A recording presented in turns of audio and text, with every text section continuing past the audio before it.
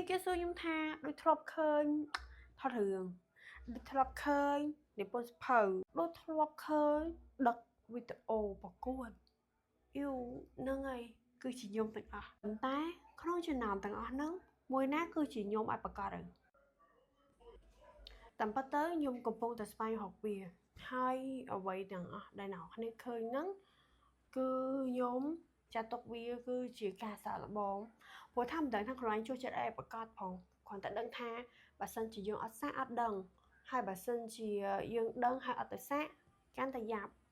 ចឹងហើយការស្វែងរកទាំងអស់នោះគឺជាការស្វែងរកបេសកកម្មនៃជីវិតខ្ញុំបានស្វែងរកបេសកកម្មនៃជីវិតរបស់ខ្ញុំនៅតាមច្រើនរូបភាពដែលអ្នកនរគ្នាធ្លាប់ឃើញពីមុនមកអញ្ចឹងហើយវីដេអូនេះក៏នឹងប្រាប់អ្នកគ្នាថាតើខ្ញុំបានរកឃើញវានៅតាមពិតទៅខ្ញុំយល់ថាការស្វែងរកក្តីសុខឲ្យខ្លួនឯងហ្នឹងគឺជាការរកបេសកកម្មនៃជីវិតហើយបេសកកម្មនៃជីវិតនោះគឺជាអីដែលធ្វើឲ្យយើងធ្វើឲ្យអត់ហត់ធ្វើឲ្យសប្បាយចិត្តធ្វើឲ្យនៅតែមានកម្លាំងចង់ទៅបន្តធ្វើវាទៀតហើយនោះគឺការនិពន្ធការសរសេរហើយខ្ញុំតែងតែជឿថាវាបានលើកទឹកចិត្តនឹងធ្វើឲ្យខ្ញុំមានកម្លាំងចិត្តក្នុងការបន្តដំណើរទៅលើអ្វីដែលខ្ញុំស្រឡាញ់អញ្ចឹងហើយការស្វែងរកបេសកកម្មនៃជីវិតគឺជារឿងមួយដ៏សំខាន់មែនតើអ្នកគ្នាអាចស្វែងរកវាតាមរយៈការ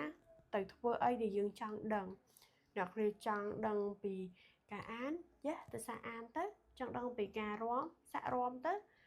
ចូលចិត្តសម្ដែងចង់ដឹងពីការសម្ដែងសាកសម្ដែងទៅបើសិនជាវាធ្វើឲ្យអ្នកគ្នាអត់ហត់ហើយអ្នកគ្នានៅតែមានកម្លាំងខកទៅធ្វើវាជារៀងរាល់ថ្ងៃ